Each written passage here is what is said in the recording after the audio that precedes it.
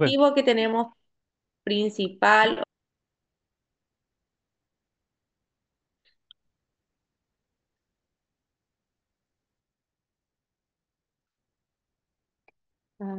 Término, eliminar el potencial de infección de la pieza dentaria, que es la que vamos a tratar y es la que ¿están viendo o no? No se ve. Esperen, vamos a parar un poco.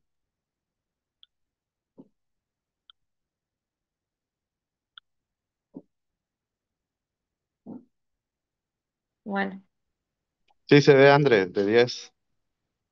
bueno, qué desastre. Bueno, ahora tengo que seguir grabando. Es Momento, una de momento. grabar.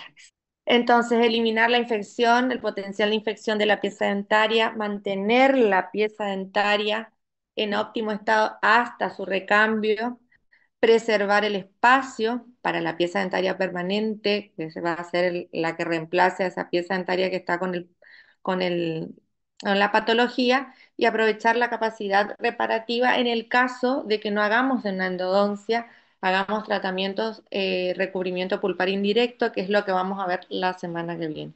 Hoy vamos a ver en primera instancia eh, pulpotomías y pulpectomías para que ustedes ya puedan empezar a hacer los tratamientos en la clínica. La próxima vamos a dar los otros tratamientos pulpares. Entonces, para poder llevar a cabo estos tratamientos que vamos a hacer, tenemos que tener ciertas consideraciones, como les dije hoy, la anatomía de la pieza dentaria, el conocimiento del niño, conocer la patología y su evolución, conocer la medicación que vamos a colocar, saber perfectamente cuál va a ser la técnica que vamos a utilizar en esa pieza dentaria para ese tratamiento. Entonces, ¿qué tenemos que recordar antes que nada? Que lo que estamos haciendo es tratar integralmente al paciente. Acuérdense que ustedes están tratando con pacientes niños, que los pacientes niños no son solo la boca que tenemos delante o en el sillón. El paciente niño trae todo consigo todo el desarrollo psicoemocional que tenemos que tener en cuenta a la hora de hacer cualquier tratamiento, porque vamos a depender de su desarrollo en este momento en el que tenemos que tratar, vamos a depender de la conducta, de su perfil de conducta sobre todo, de su colaboración, de la colaboración del contexto en que se mueve, porque el niño no está solo, viene con sus padres, de la tolerancia que pueda tener ese niñito. No es lo mismo hacer un tratamiento pulpar, una endodoncia en un niño de 2 o 3 años que en un paciente un poquito más grande de 9, 10 añitos, que va a cambiar mucho, tanto el contexto como la conducta, como el perfil de ese paciente. Entonces, muy importante, acuérdense, nos tenemos que recordar siempre todo lo que es desarrollo psicoemocional, todo lo que es psicología, cuando vieron psicología, para poder realizar o pensar en qué tratamiento vamos a realizar con ese paciente. Em, He visto que muchos de ustedes publican decir, mostrar y hacer cuando publican fotos en Instagram. Entonces, tenemos que tener en cuenta eso siempre, decir, mostrar y hacer en el paciente, sobre todo cuando vamos a hacer este tipo de tratamientos, porque implica un poco más de colaboración que lo habitual en el niño. Acuérdense que van a tener que hacer aislamiento absoluto, muchas veces van a tener que colocar anestesia, siempre la anestesia en el sector inferior sabemos que es un poco más molesta que en el sector superior. Entonces, todo eso implica la decisión a la hora de pensar en los tratamientos de endodoncia en niños. Desde la misma radiografía que tienen que realizar una periapical para ver bien de qué se trata o cuál es la patología que tiene en ese momento el niño. Y cuando nos referimos a conocimiento de la pieza dentaria, ahí tenemos que empezar a recordar características anatómicas de la pieza primaria, características histológicas, características radiográficas, los cambios fisiológicos que van a tener en esas piezas dentarias, que acuérdense que cuando ustedes lo reciben, En este caso, en la clínica, ustedes empiezan a atender pacientes de 5, 6, 7, 8 años. Entonces, esas piezas ya sufrieron cambios fisiológicos que tenemos que tener en cuenta para poder tratar la patología. Cuando hablamos de características anatómicas, tenemos que saber que las piezas dentarias, cuántas cúspides tiene, saber que la forma de las cúspides son acompañadas con la forma de los cuernos pulpares, que debajo de cada cúspide vamos a encontrar un cuerno pulpar, que es lo que tuvimos en cuenta cuando hablábamos de operatoria para poder diseñar la forma de nuestra restauración. Entonces ahora más que nunca tenemos que saber dónde voy a encontrar o dónde voy a buscar ese cuerno pulpar para arrancar con la apertura de la cámara pulpar de esa pieza dentaria. Entonces, de nuevo recordar cómo eran las formas de las piezas primarias, a quién se parecen, por ejemplo, los segundos molares, los primeros molares que no se parecen a ninguno, cómo es el primer molar inferior, cómo es el primer molar superior, como para poder realizar. En el caso de los dientes anteriores, sabemos que los dientes anteriores son parecidos a los dientes permanentes, entonces la apertura de esas piezas dentarias va a ser parecida a la que realizábamos en dientes permanentes. Pero en cambio, en las piezas dentarias temporarias vamos a tener en cuenta los cuernos pulpares para poder empezar con esa apertura y eliminar techo y después cámara. Vamos a tener en cuenta, en este caso, esta es la histología, un corte de tejido, eh, dentina y pulpa. Acá en la zona amarilla vamos a ver el tejido dentinario, que son todos los las terminaciones odontoblásticas que llegan a la dentina, que son las que después van a formar dentina terciaria, dentina secundaria, de- eh, em, iniciadas o como consecuencia del estímulo que sufrieron por un estímulo que pudo haber sido la caries, pudo haber sido un traumatismo, pueden ser causas idiopáticas. Entonces, acá donde vemos los odontoblastos y sus terminaciones odontoblásticas, vamos a tener en cuenta dentro del tejido que vamos a tratar. Y en la pulpa misma vamos a tener una zona celular, una zona acelular, que continúa después de los núcleos que vemos de los odontoblastos, y una zona rica en vasos y donde están las terminaciones nerviosas. Toda esta zona o este sector de la pulpa, que es la de los tejidos o las características histológicas de la pulpa primaria, tenemos que tener en cuenta porque va a variar a lo largo de los años. Y esa zona rica en células, esa zona rica en vasos y nervios también va a desaparecer cuando la pulpa va envejeciendo. Entonces vamos a tener menos posibilidades de un tejido reparador cuando se acerca el recambio de esa pieza dentaria. Vamos a tener una pieza dentaria más viejita, entonces en la que no podemos pedir que la pulpa reaccione a los estímulos y forme más tejido dentinario. Entonces, eso tenemos que tener en cuenta también para decidir qué tratamiento vamos a realizar. Y acá en esta última vamos a ver este corte, que es un corte histológico, donde vemos el tejido dentinario, el espesor de la dentina, el espesor del esmalte, y la forma de la pulpa, como vieron, se va achicando y los conductos también. Entonces, a medida que van pasando, avanzando en edad, el paciente avanza en edad también poco más las piezas dentarias. Y eso tenemos que tener en cuenta porque vamos a encontrarnos con eso para poder hacer una buena apertura, para poder hacer, si tenemos que hacer una pulpectomía, vamos a saber si podemos o no, porque ese conducto va a estar muy cerrado o no. Si es una pulpa joven, vamos a poder trabajar mejor que con una pulpa que está más envejecida. Fíjense la radiografía, las características de la radiografía también son importantes. En la radiografía vamos a ver qué tenemos por debajo entre las raíces, en la zona interradicular, vamos a encontrar todos los que son los procesos patológicos en dientes primarios. No vamos a encontrar en el periápice, vamos a encontrar en el sector interradicular. ¿Y por qué? Porque en el piso de esta cámara pulpar vamos a encontrar muchas foraminas que no vemos a simple vista, pero que sí lo vemos al microscopio, y es por donde va a pasar todo lo que es el tejido infeccioso. To- Entonces vamos a tener toda la infección o la patología en el sector interradicular. ¿Y por qué va a ser importante saber o tener en cuenta el proceso que se produce ahí? Porque debajo vamos a encontrar al germen que puede ser afectado si esa patología se vuelve crónica y constantemente va pasando todo el tejido bacteriano, los microorganismos, a ese sector. Eso es muy importante, tengan en cuenta porque siempre es una pregunta que hacemos en el examen. ¿En qué zona se ubican los procesos infecciosos en una pieza dentaria primaria?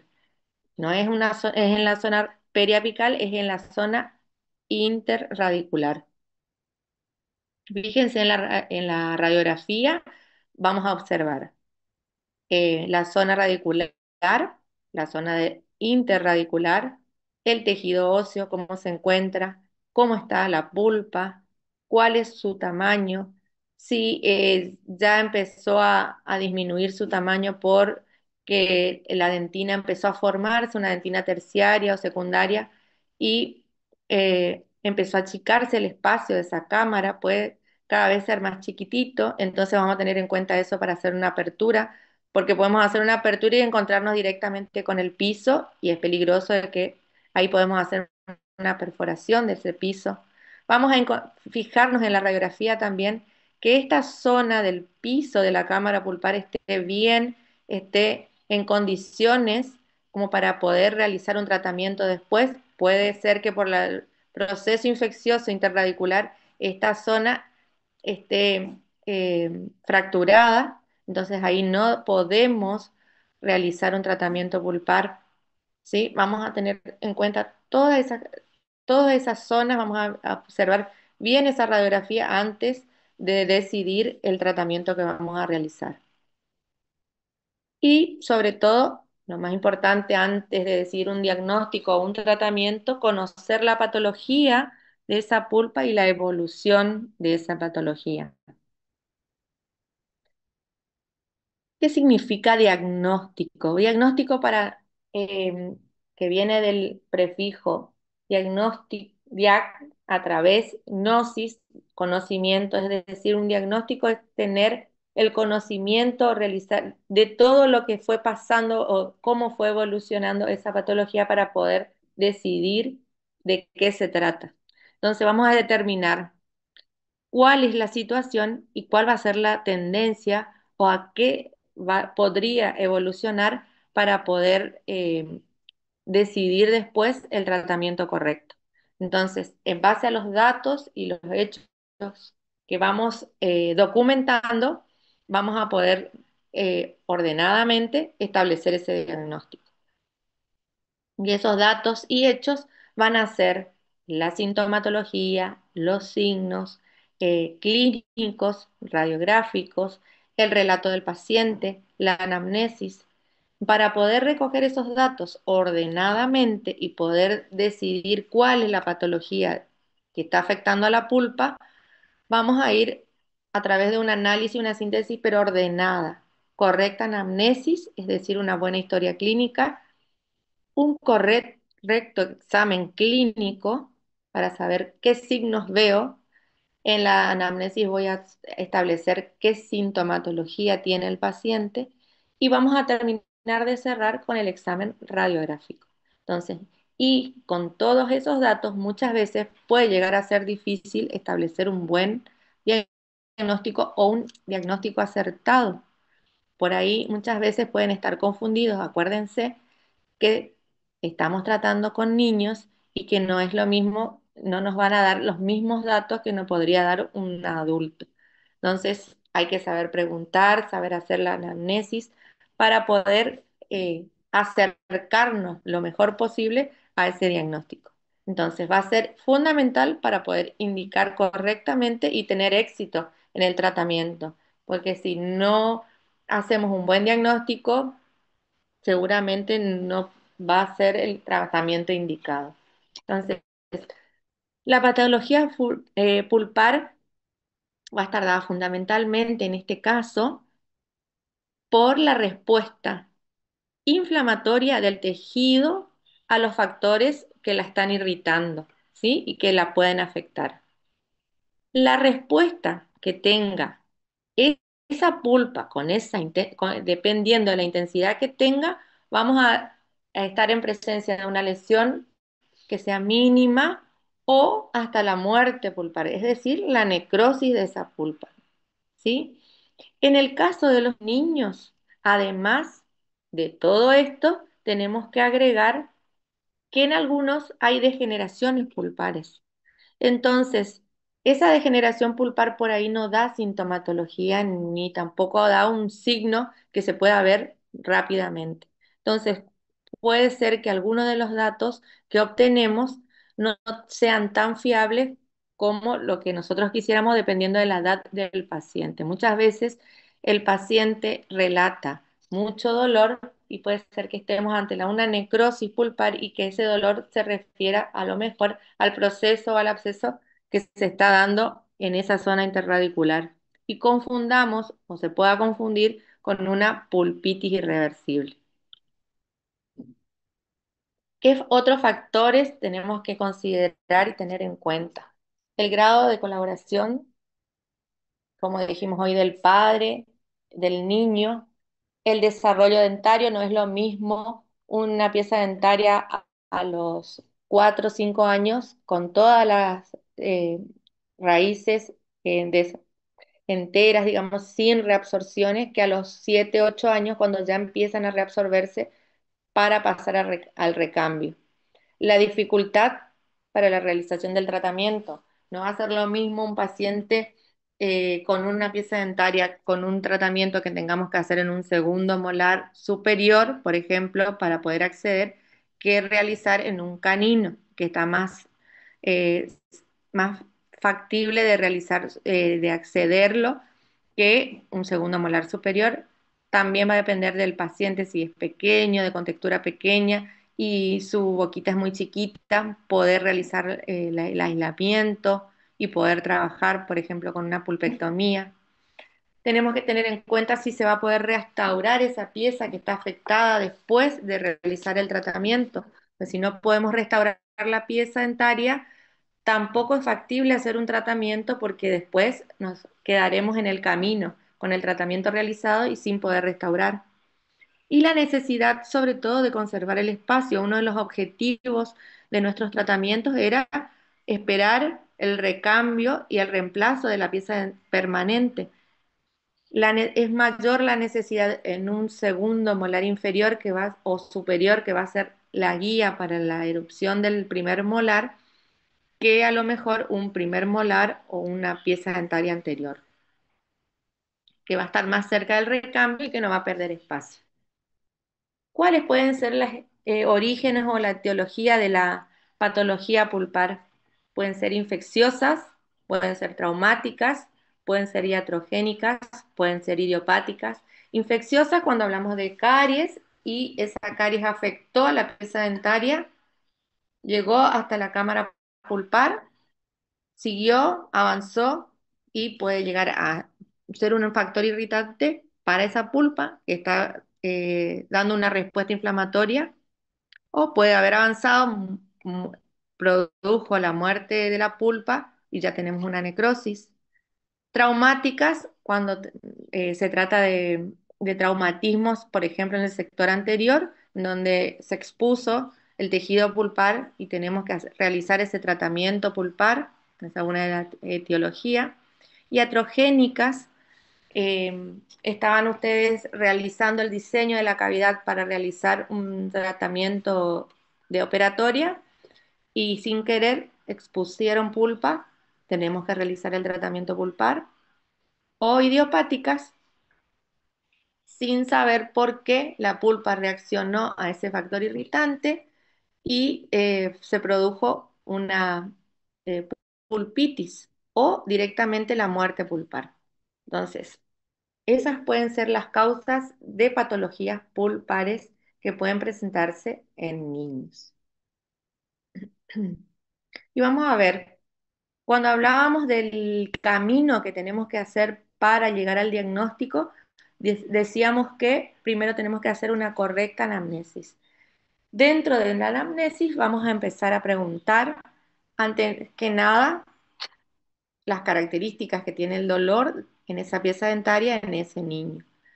Entonces vamos a hacer el examen clínico, la inspección, la exploración, la palpación, la percusión y después el examen radiográfico. Y cuando hablamos de las características del dolor, ¿qué vamos a buscar?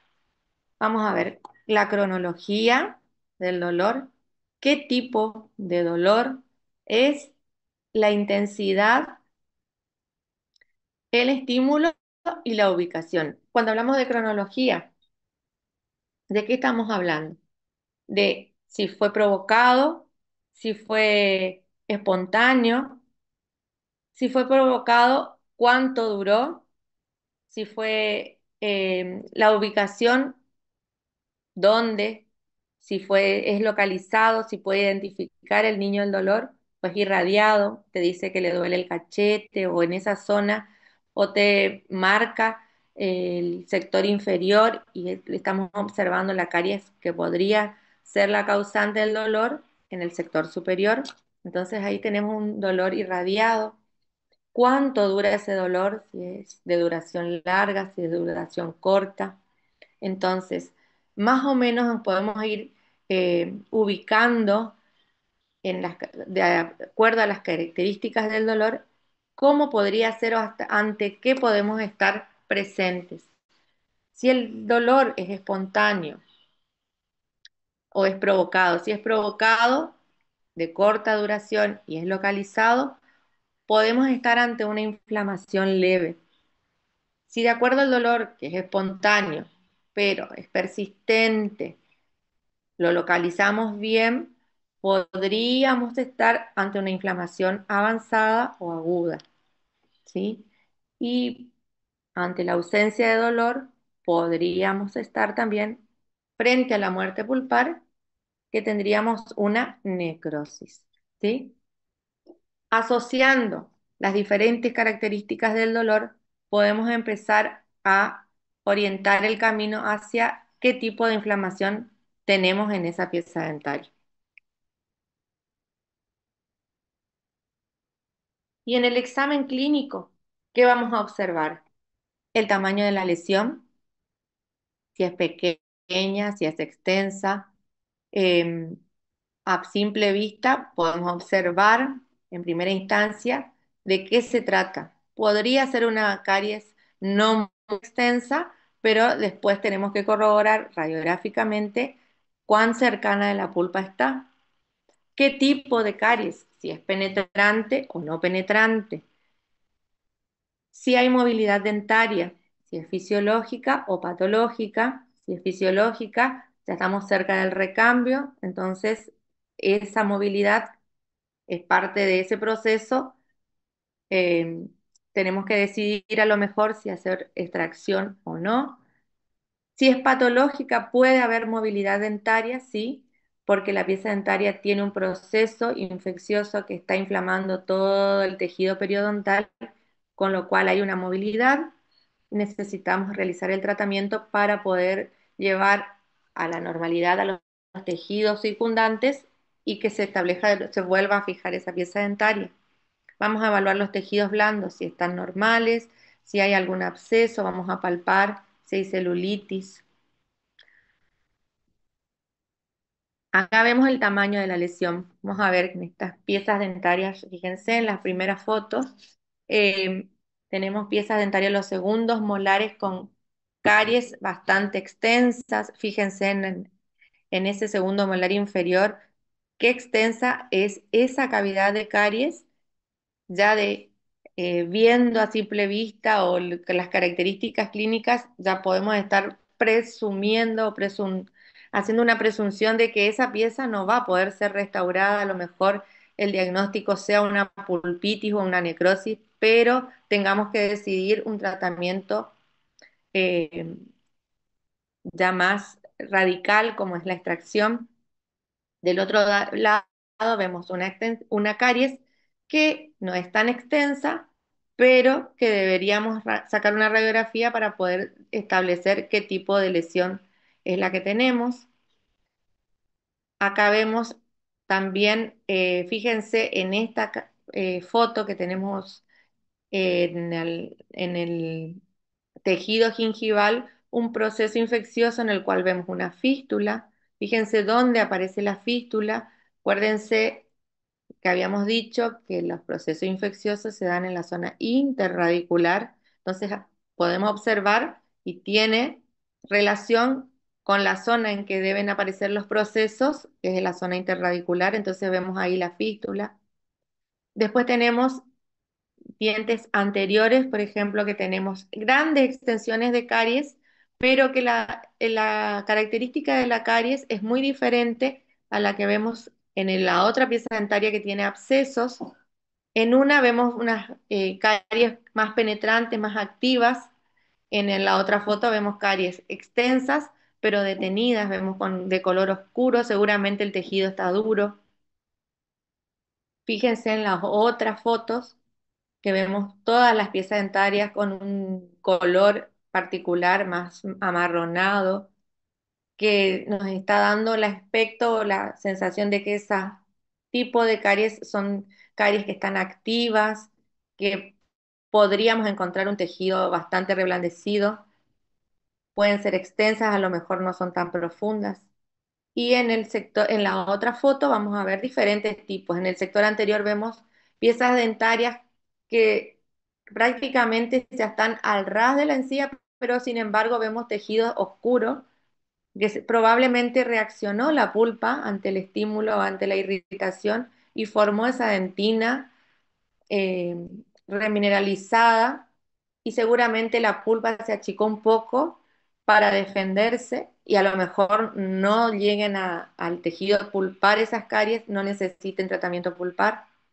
Sin embargo, vemos en los molares que a lo mejor no son tan extensas, por ejemplo, en este molar, y sin embargo, seguramente necesitan tratamiento pulpar porque deben estar en, ya conectados con el tejido pulpar, el tejido infeccioso. Movilidad, como habíamos dicho, puede ser fisiológica. Fíjense ahí, vemos el germen. Cuando ustedes observan la pieza dentaria, lo importante es que hagan buen examen clínico, no solo observar, tienen que tocar, palpar. Si observan que la pieza dentaria está con un proceso, toquen, muevan, fíjense si está con movilidad la pieza dentaria. Pregúntense, a lo mejor todavía no sé edad del recambio, pero puede ser que el proceso infeccioso reabsorbió tejido óseo, como en este caso, fíjense abajo en esta radiografía, tiene un proceso infeccioso que hizo que todo el tejido óseo desapareciera. Entonces, al extraer esta pieza dentaria enseguida va a erupcionar el premolar porque no tiene tejido óseo encima de él, pero a lo mejor no sea el momento de erupción o la edad todavía cronológica para el recambio. Entonces, movilidad, vamos a observar los tejidos blandos, vamos a ver fondo de surco, palpen, toquen, a lo mejor puedan ver procesos infecciosos así a simple vista, muchas veces no se ven, pero al palpar en el fondo del surco se siente ese proceso. Entonces, todo eso tenemos que observar cuando el paciente nos dice que está con dolor y les muestra esa pieza dentaria. Entonces, la inflamación del tejido periodontal, los procesos que pueden estar en tejido óseo, palpamos, movemos, percusión no podemos hacer porque nos va a dar un dato erróneo, porque el paciente les puede decir si me duele o no me duele, no sabemos. Sí podemos hacer presión digital hacia abajo, hacia los lados, como para saber si el paciente siente molestia y saber si hay inflamación de los tejidos periodontales. Examen radiográfico indispensable para saber hasta dónde está llegando esa cavidad o el tejido careado, si está cerca de los hornos pulpares o no. si hay un piso, un tejido que esté entre la caries y la pulpa para poder decidir qué tipo de tratamiento vamos a realizar. ¿Sí? Hay acá, fíjense, varias radiografías en las que muchas veces la extensión es grande, pero tenés un pequeño tejido dentinario que se pasa de la pulpa porque se estuvo defendiendo. Sin embargo, en otras radiografías podemos observar algunas tejido careado, cavidad de caries, que no son tan grandes, pero sin embargo ya están muy cerca del tejido pulpar. ¿Qué otro? Sí, vamos a empezar primero. Podemos encontrar patologías: hiperemia pulpar, eh, pulpitis reversible, pulpitis irreversible y después ya tenemos la muerte pulpar. Y en la hiperemia pulpar, que es un estadio un poquito antes de la pulpitis reversible, que es muy difícil muchas veces de diagnosticar porque es un momento en que por ahí el paciente pueda relatar que estuvo con ese dolor o esa molestia, que podemos llegar a diagnosticar y que relata que el dolor es provocado por el empaquetamiento de alimentos, por cambios térmicos o dulces, que sacado el estímulo, el dolor desaparece y los tipos de cavidades de caries, vamos a encontrar caries que no son tan profundas o que están cercanas a la pulpa, pero que no están llegando al tejido pulpar o al cuerno pulpar, que es una inflamación de la pulpa que dura un tiempo, que sacado el estímulo desaparece. Entonces, eso es la hiperemia pulpar. Puede pasar también en piezas dentarias que estén traumatizadas y que a lo mejor no tengan cavidad de caries y que ante algunos estímulos presenten dolor y después desaparezca. La pulpa se normaliza, el tejido pulpar se normaliza y vuelve como estaba antes. Y bueno, y tenemos entonces, ¿qué tipo de pulpitis podemos llegar a tener? ¿Reversible o irreversible? En la pulpitis reversible vamos a tener que los tejidos blandos van a estar normales, no vamos a encontrar movilidad, eh, el dolor va a ser provocado. Por ejemplo, ¿cómo vamos a preguntar si el dolor es provocado? Le decimos a la mamá: estaba comiendo y se molestó, se quejó del dolor, o la mamá misma les dice: sí, porque estaba almorzando y empezó a quejarse que le dolía, entonces ahí sabemos que el dolor es provocado. No, ustedes no van a ir a preguntarle a la mamá si es provocado o espontáneo, porque la mamá no va a saber. Vamos a buscar la manera que nos pueda acercar a ese dato. Temperatura de los tejidos va a ser normal, la ausencia de alteraciones radiológicas también. Y en la pulpitis irreversible sí, ya podemos encontrar aumento del volumen, podemos encontrar aumento de la temperatura en la zona, porque tenemos una inflamación de los tejidos periodontales también a raíz de la inflamación de la pulpa. Puede haber dolor espontáneo, es decir, la mamá les dice: estaba jugando y empezó a dolerle, o estaba durmiendo y empezó con dolor. Eh, el dolor pasó solamente cuando le di un analgésico, un antiinflamatorio. En la radiografía vamos a encontrar algunas alteraciones que son, por ejemplo, la caries muy cerca de la pulpa. Si encontramos procesos infecciosos en la zona interradicular o abscesos o fístulas, ya no creo que no vamos a estar en una pulpitis irreversible, ya vamos a estar ante una muerte pulpar. Y entonces vamos a decidir por tratamientos conservadores o tratamientos radicales. Dentro de los tratamientos conservadores tenemos la pulpotomía, que ahora vamos a ver. Dentro de los tratamientos radicales vamos a tener la pulpectomía. Y dentro de los conservadores vamos a dar después tratamiento atraumático y protección pulpar indirecta. Hoy vamos a ver solo pulpotomía. Sí, llegamos. Vamos a ver qué hora es. -10. Entonces vamos a llegar a la pulpotomía nomás. Entonces, seguimos avanzando. ¿Preguntas hasta acá? ¿Se entiende? Hasta acá vimos patología pulpar. ¿Todo bien? ¿Sí? Seguimos. Vamos a tratamiento. Entonces, pulpotomía. ¿Qué va a ser la pulpotomía? Consiste en la remoción o en la amputación del tejido pulpar, coronario solamente. Fíjense el dibujito. Vamos a dejar el tejido radicular. Vamos a sacar el tejido coronario que está infectado, toda la cámara.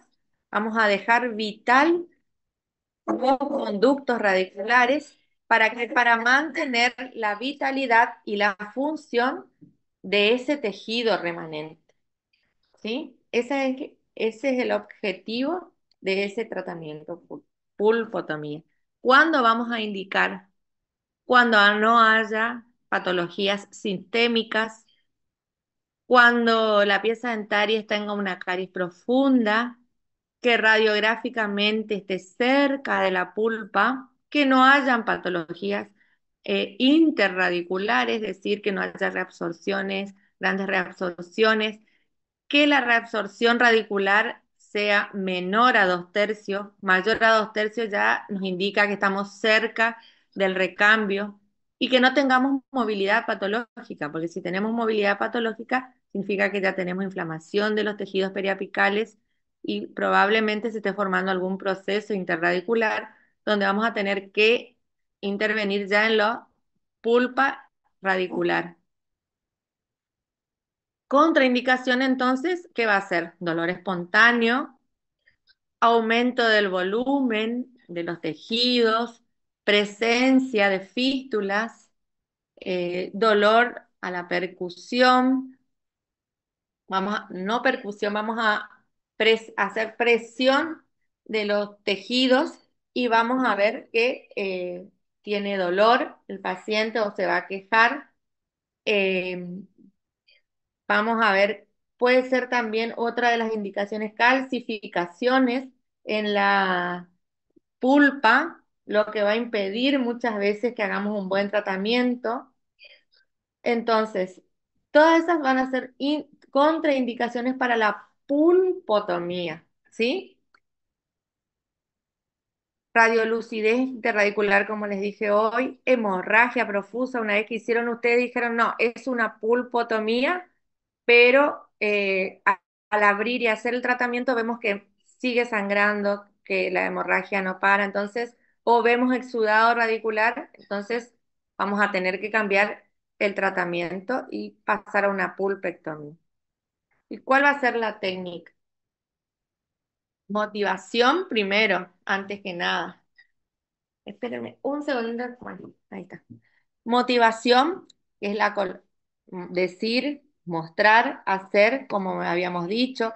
Yo creo que los chicos con ustedes están muy motivados. El hecho de que ustedes arreglen el box, que los esperen de esa manera, es como que les dan siempre la bienvenida al paciente y los pacientes se sienten motivados para poder ir. Entonces, motivación antes que nada. Después colocamos la anestesia dependiendo del tratamiento que vamos a realizar, porque depende de si va a ser una necrosis, por ejemplo, en donde tenemos la pulpa ya sin vida, no vital, entonces, ¿qué va a pasar? No vamos a necesitar muchas veces colocar esa anestesia para conseguir la anestesia de la pulpa, del tejido.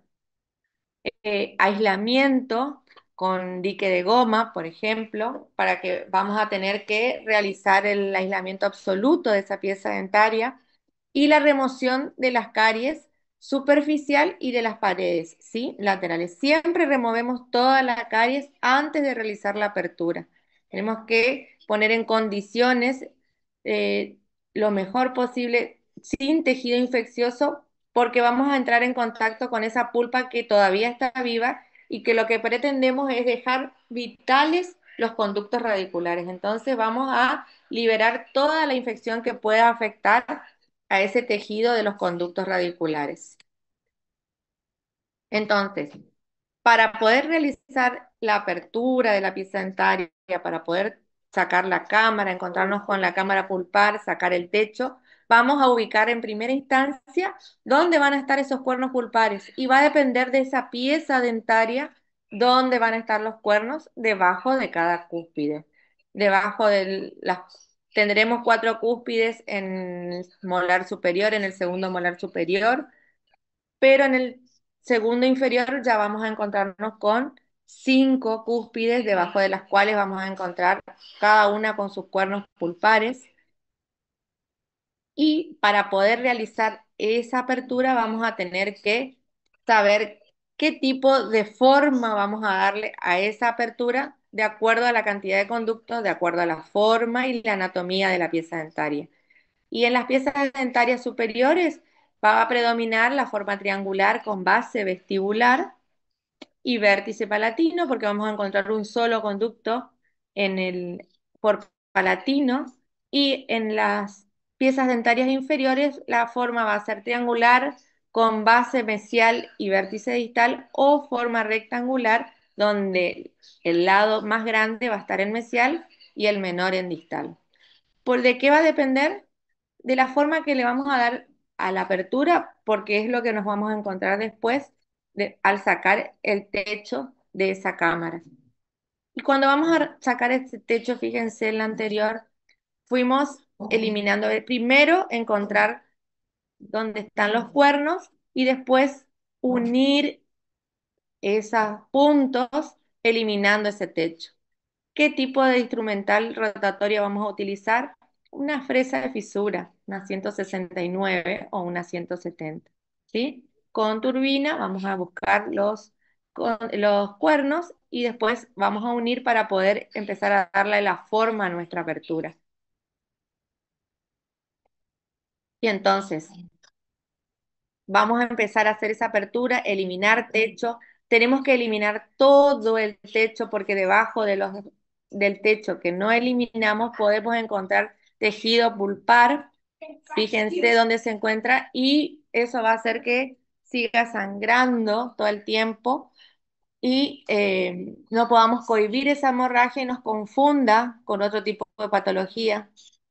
Esta es la manera correcta en que se tiene que dar la apertura o con las paredes de esa cámara expulsivas que podamos ver el ingreso de los conductos. Fíjense, ahí estamos eliminando todo lo que es pulpa cameral, que puede ser extraída con un excavador, con una cucharilla, con fresas redondas a baja velocidad. Yo les recomendaría que lo hagan con excavadores o cucharillas, no con fresas todavía hasta que no estén duchos en las aperturas, porque podemos seguir o continuar y hacer perforación del piso de esa cámara y es lo que no queremos. Entonces, más seguridad nos daría realizar con un excavador de dentina o con cucharillas, ¿sí? Hasta llegar a eliminar toda la cámara y llegar hasta la entrada de los conductos radiculares. ¿Qué va a pasar? Vamos a sacar toda la cámara y vamos a fijar esos tejidos, vamos a cohibir la hemorragia, ir cohibiendo con torundas de algodón, presionando. Pueden hacer lavaje continuo con agua de cal, con su solución fisiológica, eh, y luego hacer la presión con las torundas de algodón estériles, por supuesto, para poder cohibir la hemorragia y después vamos a fijar la zona de la entrada de los conductos para poder colocar el material o la medicación en esa cámara pulpar. Vamos a fijar con formocresol. Ahora vamos a ver cómo lo vamos a hacer.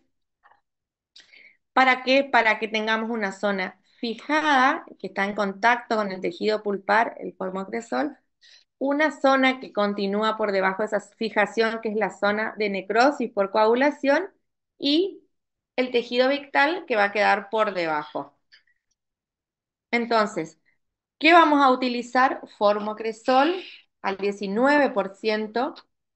No lo vamos a utilizar así como viene en el frasquito. El frasco del formocresol viene al 19%, pero nosotros vamos a diluir a su vez y vamos a utilizar una proporción de 1:5, que va a tener una gota de agua destilada, una gota de formocresol y 3 gotas de glicerina, ¿Para qué utilizamos este medicamento? Tiene una pequeña toxicidad local y es lo que va a fijar ese tejido que vamos a dejar en contacto, que va a ser el límite entre el medicamento que vamos a colocar para obturar la cámara y el tejido que queda vital en los conductos. Entonces, ¿cuál es la toxicidad que tiene este medicamento?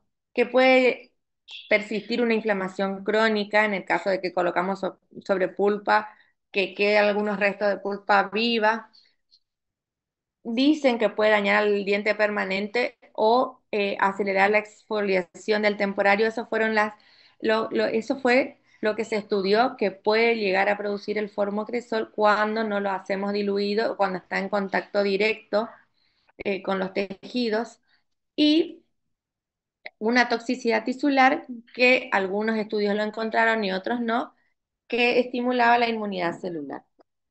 Lo que tienen que tener en cuenta es que van a tener que diluir en esa proporción el medicamento, el formocresol, y luego de diluir, mojar en el vaso DAPEN, ya diluido el medicamento, vamos a escurrir perfectamente en una gasita. Fíjense en la foto cómo queda bien escurrido. A nosotros así, bien escurrido, sequito, vamos a llevar a la cámara para fijar el tejido que quedó dentro de los conductos. Tengan cuidado porque es muy irritante si ustedes se cae una gotita en tejidos blandos o en la mucosa, puede causar irritación. Por eso escurrimos y tenemos tanto cuidado para colocar este medicamento. Otro de los medicamentos que pueden ser fijadores son el glutaraldehído o el sulfato férrico. ¿Cómo vamos a seguir haciendo la técnica? Una vez eliminada el techo cameral, eliminamos la cámara, cohibimos la hemorragia, colocamos el formocresol, la pulpa, la entrada de los conductos quedó fijada. Fíjense, vemos la entrada de los conductos, pero tenemos que ver la entrada con el tejido oscuro, color café. Vamos a preparar la pasta que vamos a colocar, que va a ser óxido de zinc puro y eugenol puro. ¿Sí? Vamos a colocar unas gotas de eugenol y el polvo, vamos a mezclar hasta lograr una consistencia de masilla y vamos a llevar a la cámara pulpar, eh, rellenando todo lo que es cámara pulpar. Fíjense en la foto. Vamos a tomar una radiografía para controlar a ver si se condensó bien en la entrada de los conductos. Tiene que estar la pasta, verse, por eso utilizamos el óxido de zinc que es radiopaco para poder observar bien cómo quedó. Una vez que quedó bien, que vemos que estamos conformes, cómo está obturado, está bien la entrada de los conductos, vamos a seguir rellenando con IRM, que es el mismo óxido de zinc reforzado para luego terminar con una restauración con coronas de acero. Utilizamos óxido de zinc puro porque si ustedes en la radiografía, por ejemplo, vieron que no se condensó bien, que les faltó un poquito en la entrada de algún conducto, pueden volver, sentar al paciente, volver a condensar y volvemos a controlar con una radiografía. Una vez que lo logramos, que vemos que está bien todo, recién colocamos el IRM. Bueno, hasta ahí llego, porque ya son las 5, o si no vamos a seguir hasta las 5:30, 6.